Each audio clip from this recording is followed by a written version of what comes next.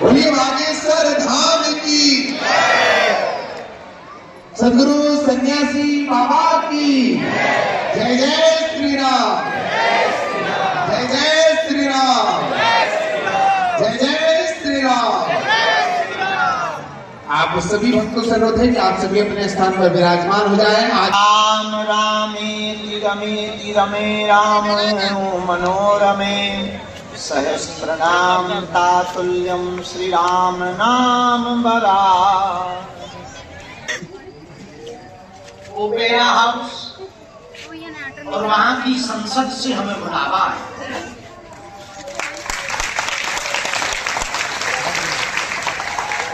सनातनीय संस्कृति पर चर्चा करने के लिए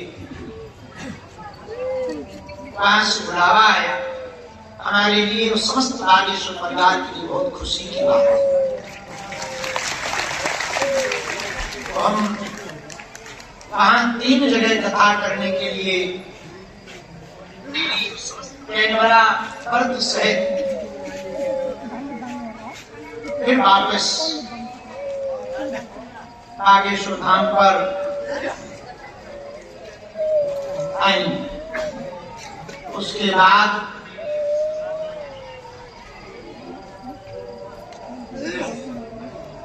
अप्रैल में एक दिल्ली में भी कथा है।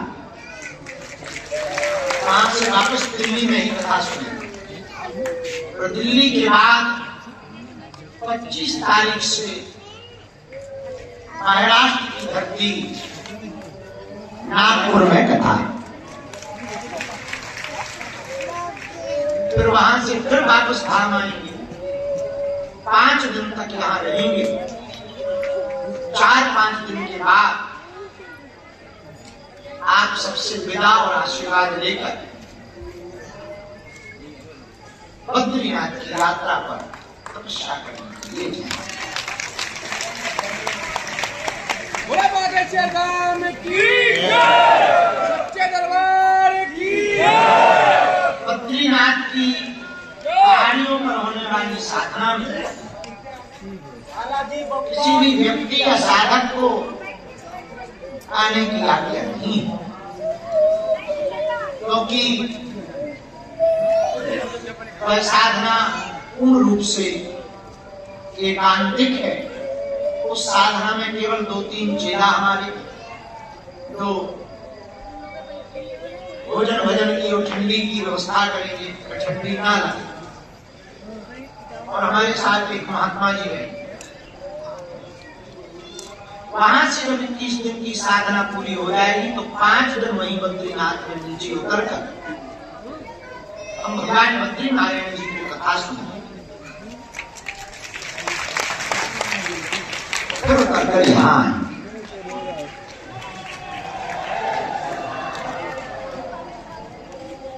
अब आएंगे। फिर कहाँ जाएंगे ये फिर बाद में बताएं। अब एक साथ पूरा सुन लो, तुम भी भूल जाओगे, हम बहुत भूल गए जब जाना।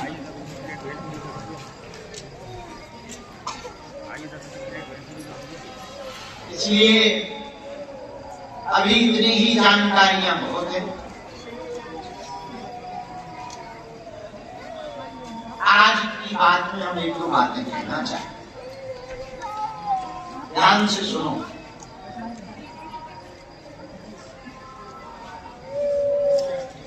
भगवान से, गुरु से दूर होना दुर्भाग्य है और गुरु और गोविंद के, बालाजी के नजदीक पहुंचना सौभाग्य है।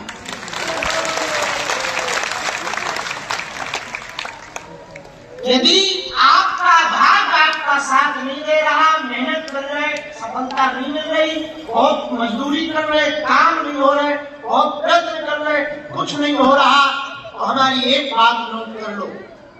मोहर किसने देखी?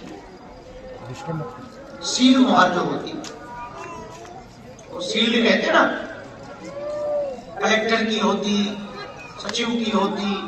देखिए कभी तो उस रबर की मोहर को देखना, उसके सभी अक्षर उल्टे होते, लेकिन स्याही में लगाकर जैसी कागज पर ठोको तो सीधे हो जाते।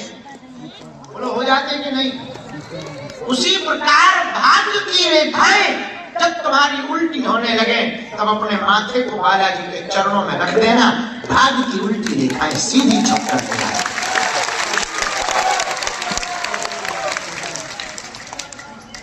तुम्हारे भाग्य की रेखाएं, उल्टी रेखाएं सीधी हो जाए, केवल भगवान के चरणों में माथा रखनी।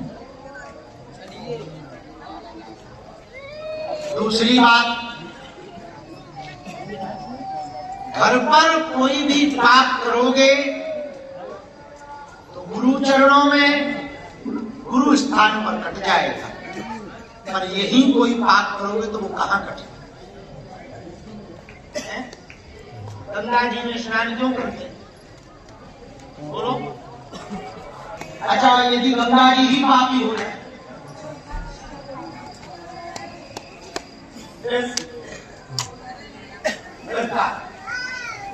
तो धो लेंगे कि उल्टे? अरे भाई है ना, गुरु स्थान पर किया हुआ पाप, भगवान के चरणों में किया हुआ पाप अक्षय रहता है, अमिट रहता है। आज हम एक बात कहना चाहें, किसी को बुरा लगे तो हम क्षमा नहीं करेंगे, और हमारे सत्य बोलने से यदि किसी की भावनाओं को खटका लगता हो तो हम अपनी भावनाएं बदल देंगे,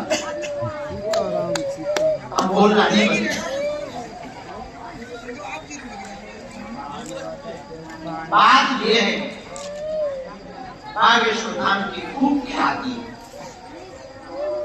जितने प्रशंसक, जितने समर्थक, जितने भक्त हैं बागेश्वर धाम की, उतने ही आंख गड़ा करके दुश्मन रहते हैं कि एक तो कोई कारण मिले बाबा को, एक कोई कारण मिल जाए, झूठा बाबा को मिलता है। ये हमने प्रत्यक्ष देखा अभी इस न्यूज, बद्रीनाथ वाली न्यूज हमने जब बोली यहाँ बद्रीनाथ जा रहे हैं तो लोगों ने उसमें कमेंट में सेशन में लिखा, भला हुआ देश में 1 महीना शांति, एक दूसरा लिखा कि चले जाओ लौट के नहीं। तीसरे ने कमेंट किया, हमने पढ़ा, सेव करके लिखा, तीसरे ने कमेंट किया, भला हुआ जा रहा है, भगवान करे भूस्खलन हो। हमको तो बहुत अच्छा लगा कि हमारे शुभ चिंतक बहुत हैं, पर ये बात भी सही है, जितने ऐसे शुभ चिंतक हैं सच में हमारे परिवार के भी लोग हैं, वो आप सब ने बैठे हुए।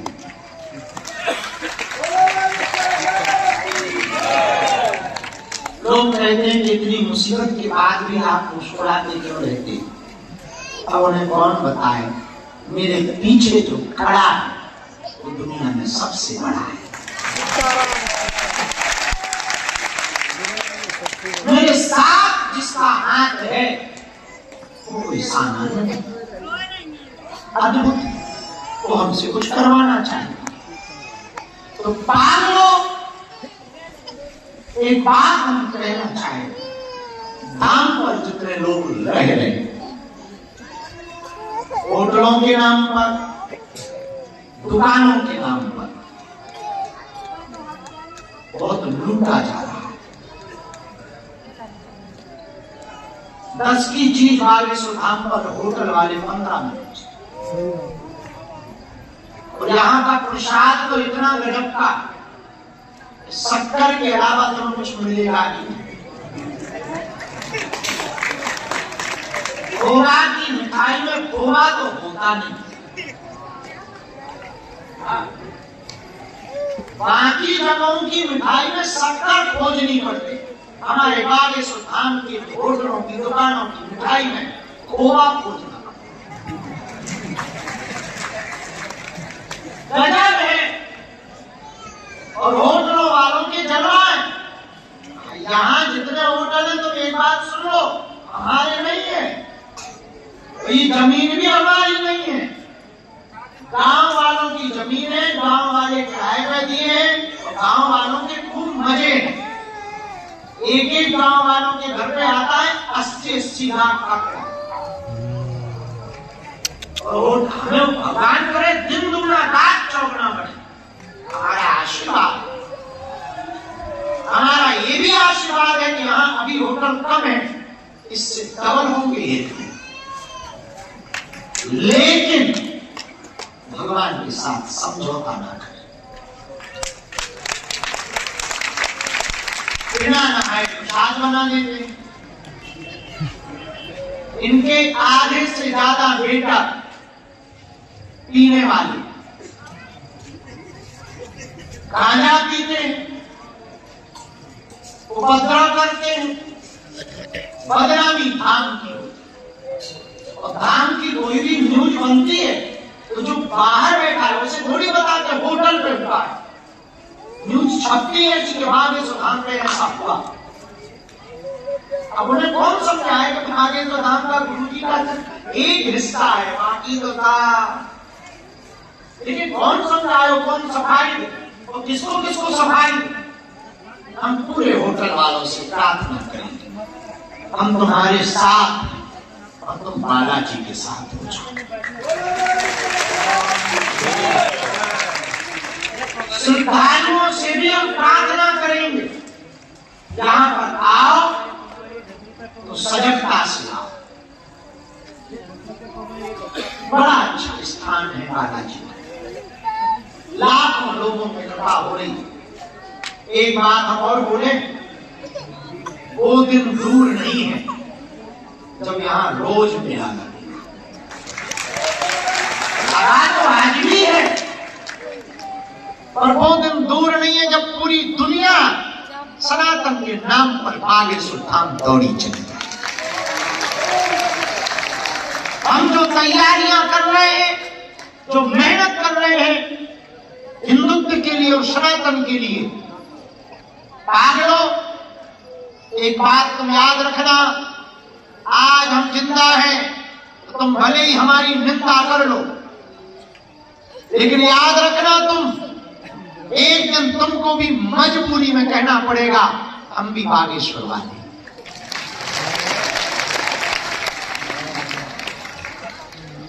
हमारे गुरु ने जो हमको प्रसाद दिया, हमारे गुरु ने जो हमको आशीर्वाद दिया, बालाजी ने हमें जिस काम के लिए भेजा, एक बात तो हिंदुओं पक्की है,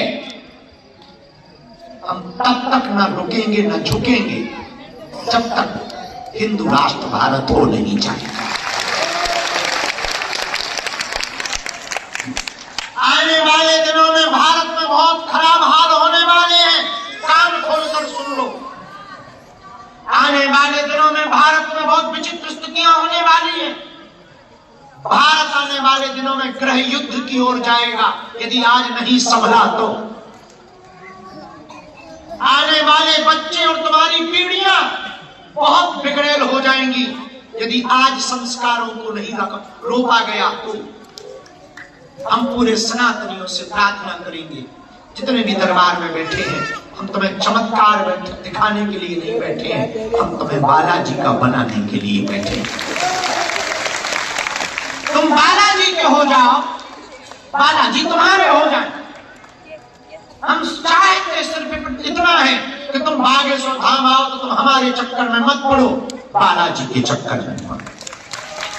हम अपनी पूजा करवाने नहीं बैठे, हम तुम्हारे हित के लिए बैठे हैं। दरबार लगाने का भी उद्देश्य इतना ही है। और मेरे पागलों, ये तो पक्का है, इस साल हम कोशिश कर रहे हैं ज्यादा से ज्यादा पद यात्रा की जगह रथ यात्रा कर रहे हैं,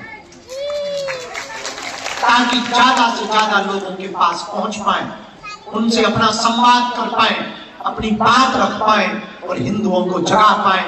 हिंदुओं से प्रार्थना हम करेंगे, तुम हमारा साथ दो, हम तुम्हें हिंदू राष्ट्र दें। और यदि तुमने आज साथ नहीं दिया, आज तुम एक नहीं हुए, तो जो मिडिल ईस्ट में हो रहा, जो बांग्लादेश में हो रहा, वही तुम्हारे देश में होगा, तुम्हारे शहर में होगा, तुम्हारे गांव में होगा। अभी तुमने दिल्ली की घटना सुनी, भूल गए? याद है दिल्ली की एक घटना, 27 साल के नौजवान का कत्ल कर दिया। तरुण, क्यों किया पता है तुम्हें? पूछो। बताओ। होली का गुब्बारा छोटे बच्चे ने मारा, तरुण ने नहीं मारा। तरुण ने नहीं मारा, छोटी सी बच्ची ने दूसरे मजहब की उनकी कोई बहन जी को, छोटी सी बच्ची ने पानी का गुब्बारा मार दिया। उसका खामियाजा ये हुआ कि भीड़ में 27 साल के तरुण का मर्डर काट के किया। इसी बात की बात है 26 की। तुम कहते हो कि हम सुरक्षित, तुम कहाँ सुरक्षित? 1% तुम सुरक्षित नहीं हो, ना तुम अपने आप को सुरक्षित मानना। तुम इसलिए याद रखना, तुम्हें हमारी बातें बेफिजूली की लग रही होगी। याद रखना सनातनियों, भारत के लोगों, सांप तुम्हारे भी बिस्तर के नीचे है, सांप हमारे भी बिस्तर के नीचे है। अंतर इतना है, हम इसलिए फड़फड़ा रहे क्योंकि हमने सांप को देख लिया है, तुमने देखा नहीं, इसलिए तुम सो रहे। तुम्हारे सोने का मात्र इतना कारण है कि तुमने उस सांप को देखा नहीं, हमने देखा है, हम जानते हैं। शायद यही गुरु कृपा भर है हमारे पास। हम प्रार्थना करेंगे। आज ये हाल है, कल क्या हो जाए कोई ठिकाना नहीं। लोग हमारे भी पीछे लगे, धमकियां दे रहे, लगातार हमारे खिलाफ योजनाएं बना रहे, प्रायोजित तरीके से लोग न जाने किन किन को भेज रहे। हमारी नजर में है, धाम पर भी हमारी नजर में ऐसे लोग हैं जो षड्यंत्रवादी बनकर के आए। एक बात हम आज कहेंगे, तुम एक बात तो पक्की मानना, प्राण भले ही हम दे देंगे पर हिंदुओं तुम्हें नीचा नहीं देखने देंगे। और जब तक जिएंगे तब तक सनातन के लिए जिएंगे, और जब तक तुम हनुमान जी के नहीं हो जाओगे तब तक हम न शांत बैठेंगे, न चुप बैठेंगे, न विश्राम करेंगे। हमारा उद्देश्य इतना ही है, हमारे हिंदुओं को दरबारों में ना भटकना पड़े, बाबाओं के चक्कर में ना पड़ना पड़े। हम तो अपने ही चक्कर में पड़ाने के विरोध में। शायद कोई ऐसा गुरु होगा जो ये कहे कि तुम मेरे पास मत आओ, और हम कहते हैं तुम हमारे पास मत आओ, क्योंकि हम अपनी पूजा करवाने नहीं बैठे, हनुमान जी से जोड़ने के लिए बैठे। तुम सदा सदा के लिए उनके हो जाओ, सदा सदा के लिए तुम उनके चरणों को पकड़ लो, सदा सदा के लिए तुम बालाजी को पकड़ लो। उन्होंने हमारी बिगड़ी बनाई, लाखों लोगों की बिगड़ी बनाई। कल की घटना हमें याद है, कल रात को जब हम 2:30 बजे भभूति बांट रहे थे, एक बालक रोता हुआ बार बार दक्षिणा चढ़ा रहा था। तो हमने पूछा कि इतनी दक्षिणा क्यों चढ़ा, क्या हुआ, क्यों रो रहा है? उसने पता है क्या कहा? बोले गुरुजी, हमारा 1 साल पहले डायलिसिस चल रहा था और हमारी किडनी बिना ऑपरेशन के, बिना ट्रांसप्लांट के डायलिसिस बंद हो गया। हमने इसमें हमारी क्या कृपा है? बोले यहीं से झाड़ा लगा था, यहीं से भभूति मिली थी, और चाहे बन पाया, उतने में काम हो गया। हम हिंदुओं से कहेंगे ऐसे बालाजी जो स्वप्रकट हैं, जहां बालाजी की दिव्य शक्तियां हैं, जहां लाखों लोगों की बिगड़ी बनी, ऐसा बागेश्वर धाम जहां अनवरत अन्नपूर्णा भंडारा चल रहा, ऐसा बागेश्वर धाम जहां आप जो चढ़ोतरी चढ़ाते हो दान पेटियों में, उससे गरीबों की बेटियों का घर बसाया जाता है। ऐसा बागेश्वर धाम आने वाले 1 वर्ष में, 1 से 1.5 वर्ष में, जहां भव्य दिव्य हॉस्पिटल खुलने वाला है, ऐसा बागेश्वर धाम जो अपने आप में अभूतपूर्व है। हम एक ही प्रार्थना करेंगे, सनातनियों, ऐसी बागेश्वर धाम की दिव्य शक्तियां हैं, हमने महसूस की, हमने अनुभव की। यहाँ लोग रोते हुए आते हैं, हंसते हुए जाते हैं, खाली झोली लेकर आते हैं, झोली भरकर लेकर जाते हैं। हाँ, समय लगता है, लगेगा भी क्यों ना, जो बर्तन जितना ज्यादा गंदा होता उतना सफाई मांगता है, जो कपड़ा जितना ज्यादा दागीला होता उतनी बार सफाई मांगता है। उसी प्रकार जितने कर्म तुम्हारे काले होंगे उतनी ही ज्यादा भक्ति तुमको करनी पड़ेगी। रोज रोज रोज थक तो जाते ही, कल भी देर रात तक जागे, सुबह तक भभूति बांटी।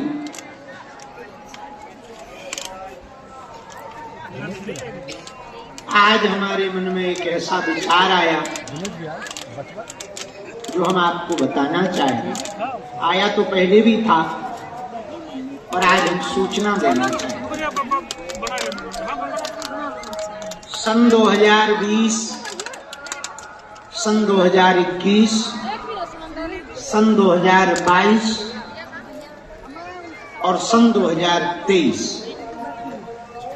इन 4 वर्षों में जिन जिन बेटियों का विवाह हुआ,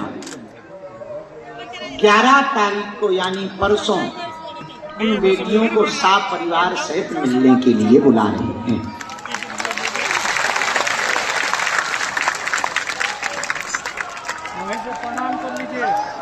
नहीं तो वो बेटियां कहेंगी कि हमारा तो ब्याह भर करवा देते हैं और भूल जाते हैं।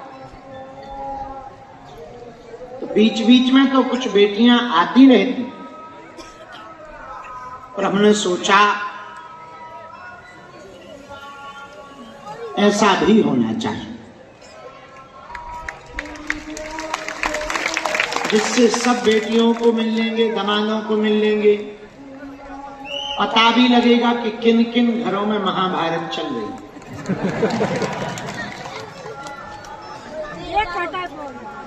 दूसरा पता ये लगेगा कि बालाजी के दरबार से जिन जिन का घर बसा वो कितने सफल हैं।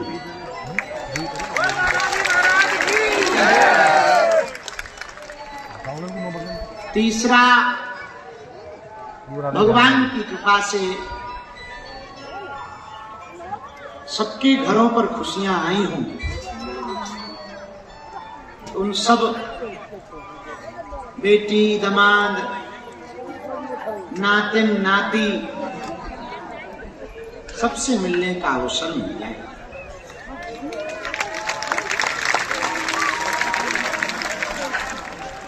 इसीलिए 11 तारीख को ये क्रम धाम पर रखा गया है, परंतु 12 तारीख को क्या है?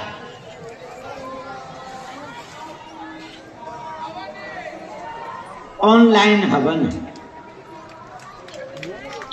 12 तारीख का जो हवन है, पिछली बार की तरह इस बार गलती नहीं करेंगे। पिछली बार यहीं पर रखा था, भीड़ बहुत हो गई थी, तो पूरे चारों तरफ लोग बैठ गए थे, कुछ लोग इसमें भर गए थे। खतरा था लफड़ा ना हो जाए। इस बार का हवन खुले मैदान में, जहां कन्या विवाह हुआ वहां रखा गया है, ताकि खूब धुआं हो गए और खूब स्वाहा हो, बस कोनो आदमी स्वाहा ना हो। पता लगे संकटों का स्वाहा करने आए खुद ही हो गए। हमारे गांव में कहावत है, नाला की विनती करने आए मकान हार के चले आए। इसीलिए 12 तारीख का जो हवन है, जहां कन्या विवाह हुआ था, ठीक रात्रि 9 बजे वहीं पर रखा गया।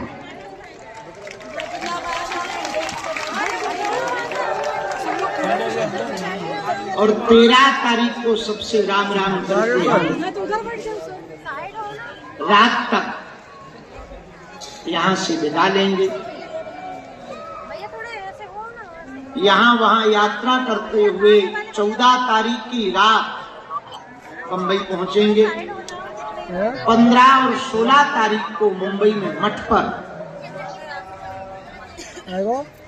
2 दिवसीय दिव्य दरबार लगाया जाएगा।